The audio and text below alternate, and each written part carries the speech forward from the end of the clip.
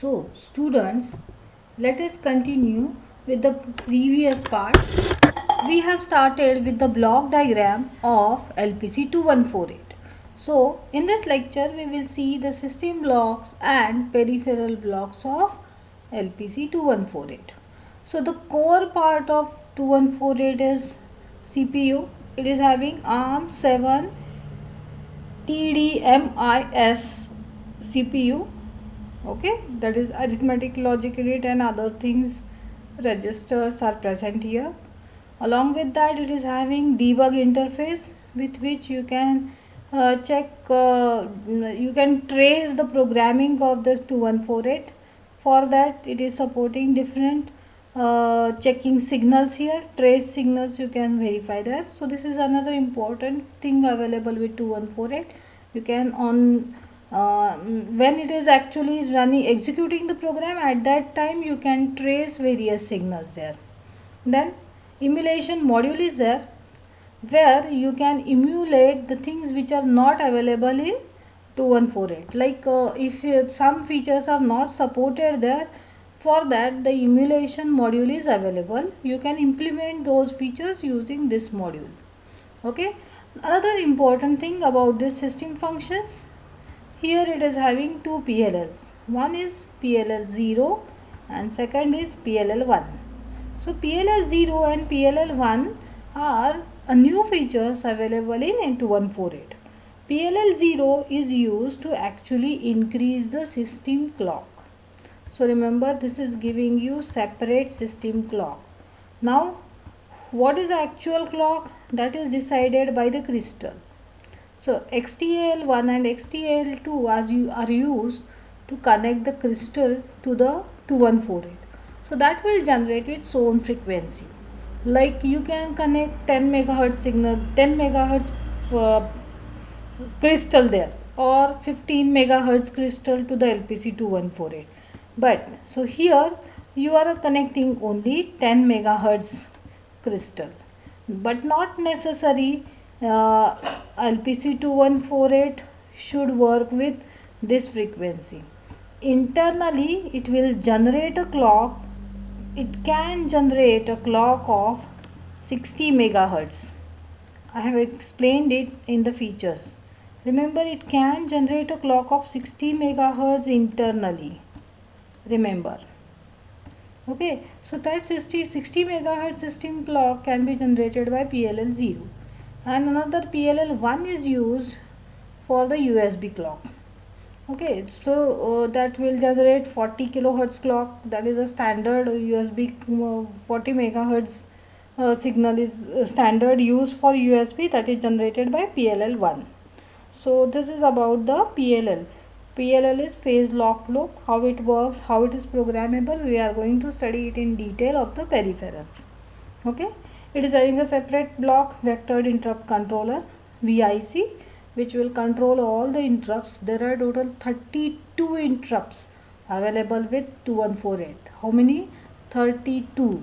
So 32 different interrupts are available to control, to configure, to modify the types. Everything is done by this vectored interrupt controller. So remember, it is programmable. You can change the types of the interrupt, you can change the priority of the interrupt, you can change the hierarchy of the interrupt. Everything you can do with this controller block there. Okay, next it is supporting a special bus that is called as AMBA bus, advanced high performance bus. Okay, so this bus is actually supported by LPC 2148. Then it is having internal RAM, 32 KB RAM, SRAM is available. Okay, and 512 KB flash ROM is ROM memory is available. Okay, so for flash memory it is having flash controller, for SRAM memory it is having SRAM controller. So this is the data memory, this is the program memory available, and then it is connected to your CPU. Along with that, it is also having fast GPIO. There are normal GPIOs are available and fast GPIOs are available. So you have to decide whether you are going to start with, whether you have to work with simple GPIO or you have to work with fast GPIO. Simple GPIO you will work with slow speed but power consumption is less. In case of fast GPIO you can work with fast speed, power consumption will be more. So you have to decide whether you want your application wants fast GPIO or slow GPIO. Then it is also having 8 KB RAM which is shared with USB. So this 32 KB plus 8 KB it is totally working with 40 KB RAM there. Then this is system clock, and the another one is there is one more clock available in case of 2148, and that is the peripheral clock. So that for peripheral clock it is working with some different frequency, so it will lower this 60 megahertz to the peripheral clock. So for that it is using the APB divider. So we will study this APB divider at the in case of the PLL programming. Okay, and AHB to APB bridge, so it is going to match the speed of the two different things, because this is working with very high speed. ARM7 TDMI will execute the program with very high speed and peripherals are working with slow speed. So to match that it is using the bridge. Bridge will compensate for the difference in the two speeds. So for that it is using AHB to APB bridge. Then we will go to the different peripherals available with 2148. So for that we will see these blocks. So first one is external interrupts. To handle the external interrupts you are using this particular block. It is actually supporting different peripheral external interrupts which can be used by the peripherals. Next, timers. This is the second peripheral available there. It's a different two timers are available, timer 0 and timer 1. Both are 32-bit timers. Both can be working in capture and compare mode. Then the third one is ADC. Here in case of LPC 2148 we are having the two ADCs available. All are 10-bit wide, and both are having 14 inputs. 14 channels means 14 inputs are there. Here you can check that. AD0 is 0 to 4, that is 5 channels. 6 and 7 means total how many? 0 to 4 is instead of 8 these are supporting 7, and this is also 0 to 7 is 8. 7 plus 7 plus 8 is 14, the 13 sorry 15 is there. Then D2A converter, there is one D2A converter. This is the 4 peripheral available whose output is given as A out. GPIO, total 45 GPIOs are available. Port 1 is giving you 15 GPIOs, and port 0 is giving you total 30 GPIOs. So total 45 GPIOs are available. This is the 5th peripheral available, GPIO. This is basically slower GPIO, slower input output ports are available here. Those are supported. The next block is PWM, pulse width modulation. So this PWM is nothing but another block available or another peripheral available in case of LPC 2148, which will generate the pulse width modulated waveform there. Then system control, which will take care of different clock signals there. That is the 7th one. Actually you cannot say it is a peripheral, but another control block is available there. Watchdog timer, this is the 8th one available, which will take care of some debugging features for the LPC 2148. RTC real time clock, you can see that here separate crystal pins are available there, and separate battery pin is also available. Means here you can connect external battery, it will be independent of the rest of the chip. So RTC will work independently once you have programmed it. That is a very best advantage of 2148. Okay, so this is real time clock. This is the ninth peripheral available in case of LPC214. Then serial ports UART0 and UART1. Two UARTs are available. UART0 is your normal UART available there, which is supporting only two pins, TXD and RXD. And for UART1 you are having a bunch of signals. So this is actually supporting your modem signals. If you want to connect modem to the LPC2148, you can use it. So that is advantage of having the UART1 in case of LPC2148. Then we are these all are serial interfaces. Okay, 1, 2, 3 and 4. 4 different serial interfaces are available. First one we have seen is a UART. Next one is SPI, serial peripheral interface. So this is the 10th peripheral available there. Okay, you know that it works on the 4 signals: serial clock, serial select, then master output, serial input, and master input, serial output. So different signals are supported by SPI. That is SPI and SSP serial interface is available there. Next is I2C, inter-integrated circuit serial interface is available. So it is a 2-wire protocol. That is the biggest advantage of I2C. It is having very less hardware. With these 2 wires you can connect n number of peripherals. Specifically talking 127, you can connect different 127 peripherals using the I2C protocol. So you need only 2 wires to be connected there for all the peripherals. So it will exchange the address for the slave, and by that address method it can identify different devices connected to it. Okay, so that is another serial interface available with R2148. And finally it supports USB 2.0 full speed device controller with DMA. DMA means it is having internal memory available there. So you can transfer the data directly from the peripheral to the USB or from USB to the peripheral. That is another advantage of 2148. So here D plus and D minus, this data input pins are available there. These are very important in case of the USB controller available there. So this is the 11th peripheral. So you can see that there are 11 different peripherals are available in case of sorry, not 11, this is 11 and this is actually 12. So 12 different peripherals are available in case of 2148. It is very enriched with different features and different peripherals there. It's a really big IC you are having there, which is the base of various different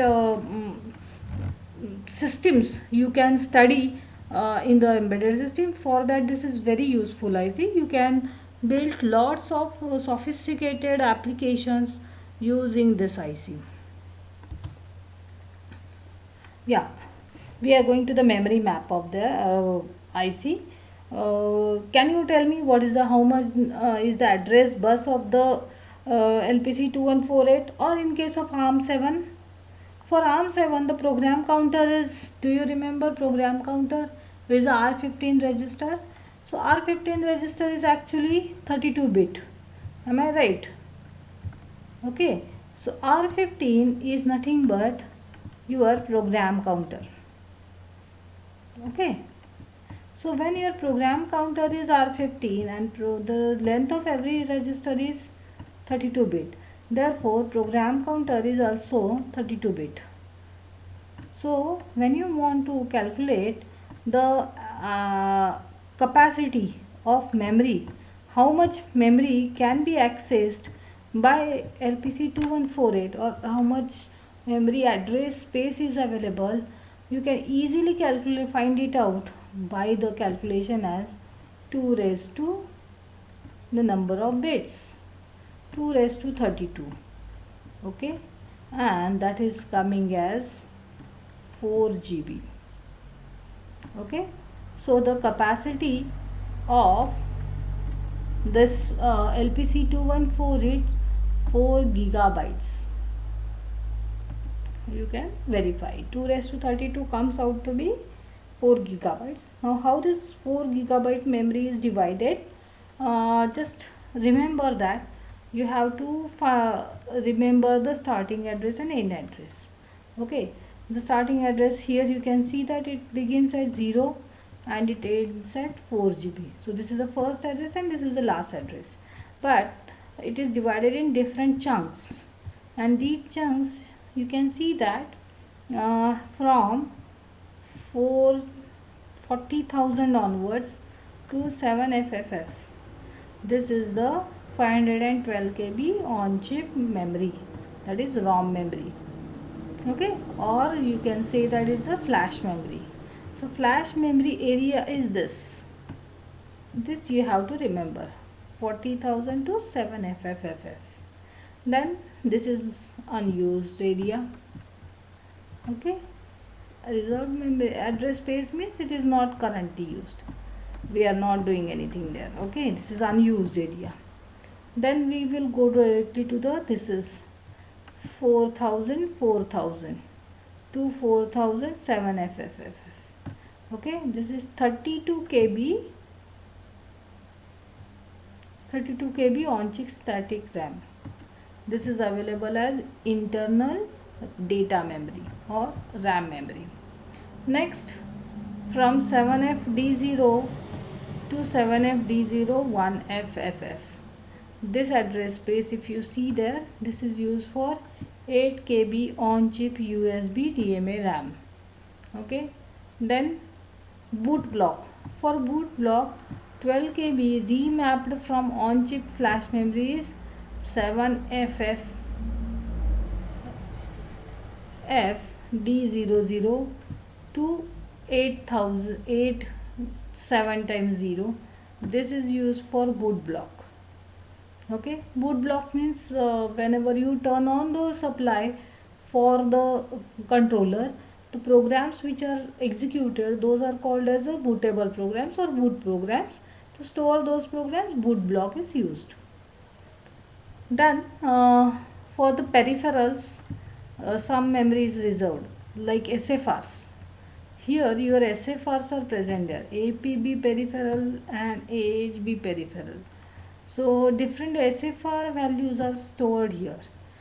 Advanced peripheral bus and advanced high performance bus, that is internal system block and peripheral block. SFR addresses are reserved from E000 to FFFFFFF. So if you see the memory map for the registers SFRs for the, so you can see that all this memory is reserved for SFRs. Different SFRs are represented by these addresses. Okay, so this is the memory map of LPC214. So whenever you are asked to draw it, you should be able to show these parts. This is the first part, on chip flash memory. This is the second part, static RAM. This is the third part, USB RAM. This is the fourth part, boot block. This is the fifth part, SFRs. You must be able to show these 5 parts as a memory map for LPC2148. Okay. Then the next one is a memory accelerator module. In case of memory accelerator module, what do you mean by this? This is actually the accelerator. Accelerator's job is to speed up the operation. Am I right? Whenever you accelerate your vehicle, you are actually increasing the speed of your vehicle. So what happens in case of controller? In controller also it is having its own accelerator. The purpose of the accelerator is to speed up the execution of the program. Now how it works?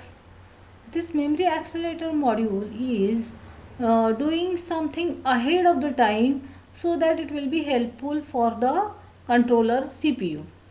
So what is the basic bottleneck in the execution of the program?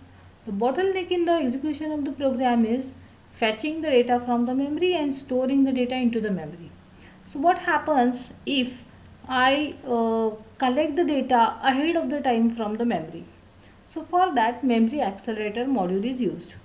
So along with your normal memory, this memory accelerator module is having some special buffers available there.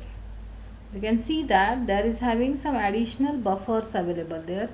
So whenever you are fetching the data from the flash memory, some data is put in the buffers, and from the buffers it is given to the your controller CPU.